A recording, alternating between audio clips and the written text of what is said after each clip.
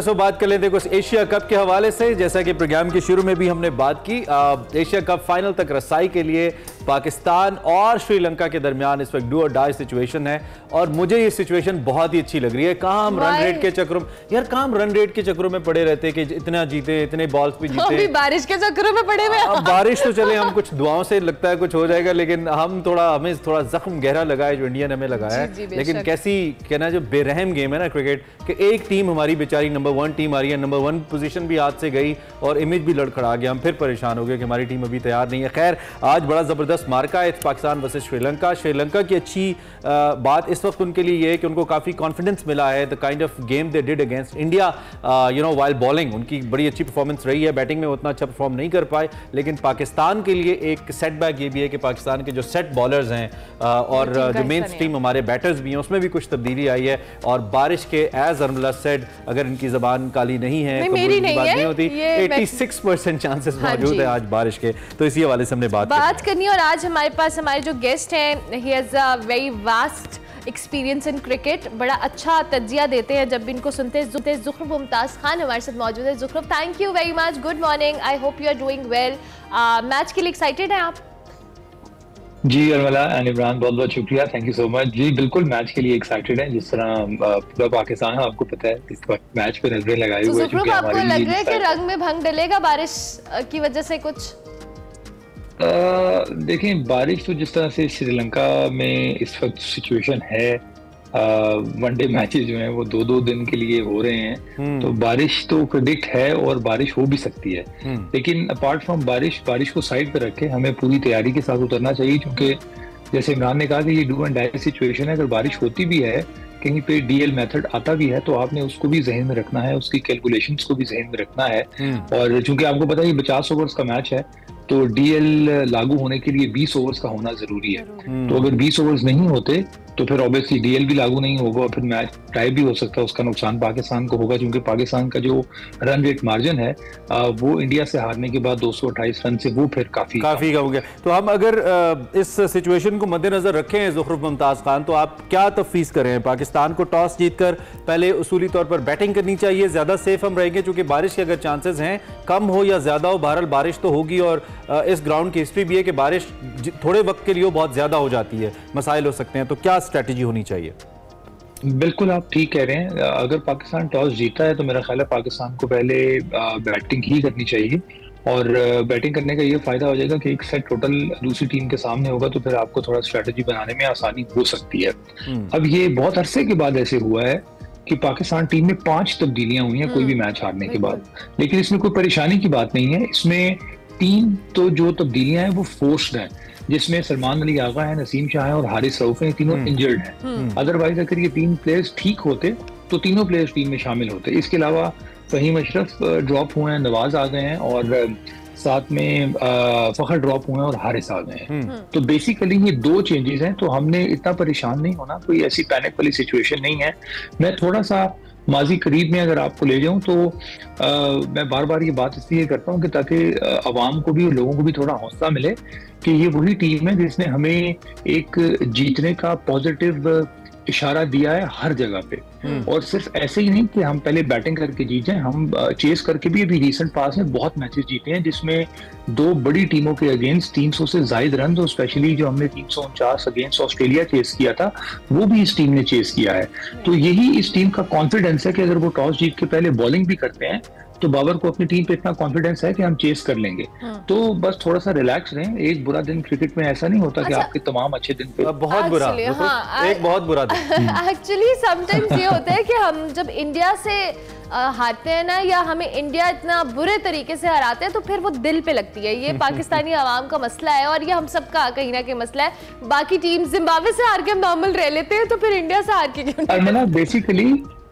Basically ये दोनों sides की अवाम का मसला है। आपको याद होगा कि जब पाकिस्तान ने इंडिया को 10 विकेटों से हराया, 152 रन पाकिस्तान ने चेस किए। नहीं, मैं अभी ये जो T20 वर्ल्ड कप है इसकी बात कर रहा हूँ। जो रिसेंटली हुआ है, तो तब भी ऐसी सिचुएशन हुई। और जिस चैंपियंस ट्रॉफी की आप बात कर रही हैं, पाकिस्तान ने इंडिया को हराया, तब भी ये सिचुएशन हुई। तो अब वो चीज हमारे जहन से निकल गई है कि नहीं नहीं भाई, इंडिया का ही हमेशा पलड़ा भारी होता है और हम बड़ा ही एक बैक फुट पे जाके खेलते हैं। इस टीम में हमें, लेकिन ज़ुखरुफ ये क्यों हुआ उस दिन भी कि हमारे जब हम बॉल कर रहे थे तो वही पिच हमें ऐसा स्ट्रेट, जैसे अपनी लैंग्वेज में हम कहते हैं फटा लग रही थी, और वही जब इंडियन बॉलर्स आए तो बॉल जो है ना वो सीम भी करना शुरू हो गया, लेंथ भी प्रॉपर हो गई। एक तो हमारे साथ हमारा top of the line bowler मार खाता रहा शाहीन शाह अफरीदी, और उस वक्त हमें तो सिराज भी बड़ा टफ टाइम दे रहा था, जो कि कहीं भी उसकी रेटिंग में कहीं स्टैंडिंग एज सच नहीं है। तो फिर कहीं ना कहीं तो हमने गलती की ना।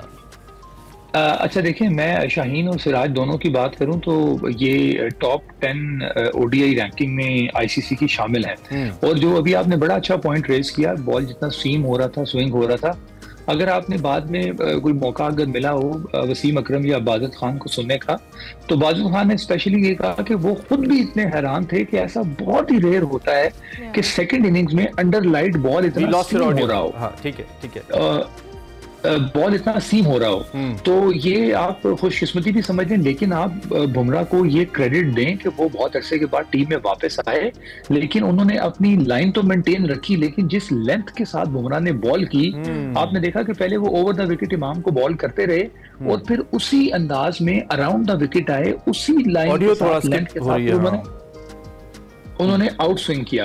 तो मेरा ख्याल है कि ये क्रेडिट उनका भी है और जो कि उनको देना चाहिए। चलें, ये तो ज़ुखरुफ डिस्कशन हम करना बाकी है, क्योंकि पाकिस्तान इंडिया मैच थोड़ा सा दूर है। In case if we win, winning probability क्या है जी, आप ये बताइए आपके ख्याल में।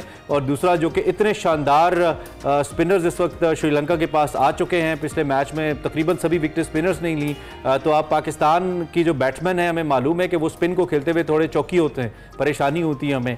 तो आपके ख्याल में आज हमारा होमवर्क किस हद तक होगा, किस हद तक होना चाहिए? आप तो सारे शादाब वगैरह दीगर प्लेयर्स के साथ काम भी करते हैं, तो यू नो देम बेटर, तो आप इस हवाले से हमें बताइए।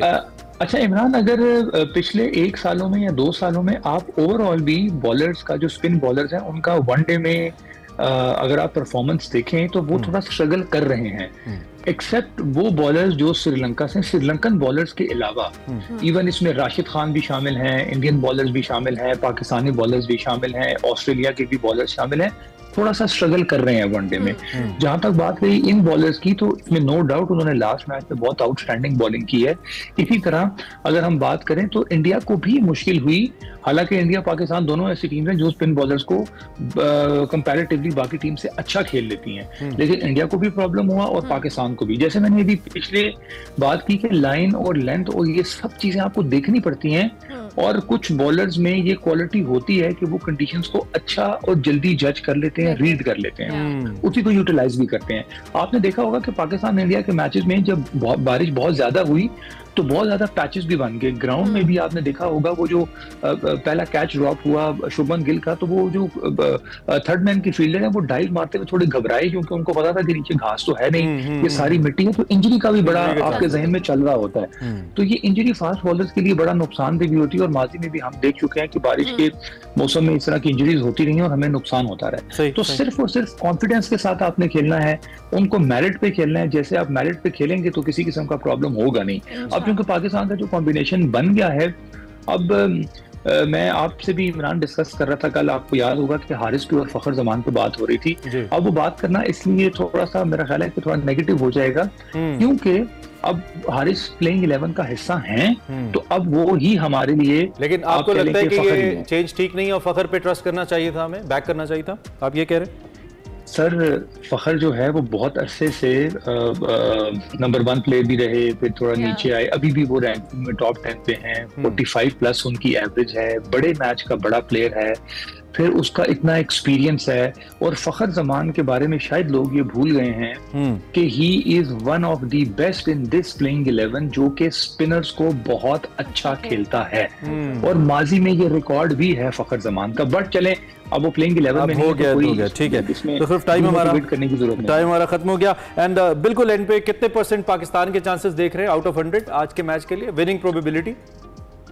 सर विनिंग प्रोबेबिलिटी में मैं तो आपको पता है जितना पॉजिटिव इंसान हूं, मैं तो 100% ही देख रहा हूं, तो मैं इससे इत्तेफाक नहीं करता कि कम हो, 100% का जब आप जहन में सोचेंगे तो आप जाके 80 या 85 पे आएंगे। लेकिन कॉम को जब इतनी 80% देखना है तो कॉम को इतनी उम्मीदें लग गई ना, फिर कॉम बाउंस बैक की ऐसी करती है। कल अगर जवाब मांगेगी तो ज़ुखरुफ आप दोबारा हमें ज्वाइन करेंगे। हम जवाब आपसे देंगे। Thank you very much. Zukhruf Mumtaz हमारे साथ मौजूद थे, स्पोर्ट्स एनालिस्ट है।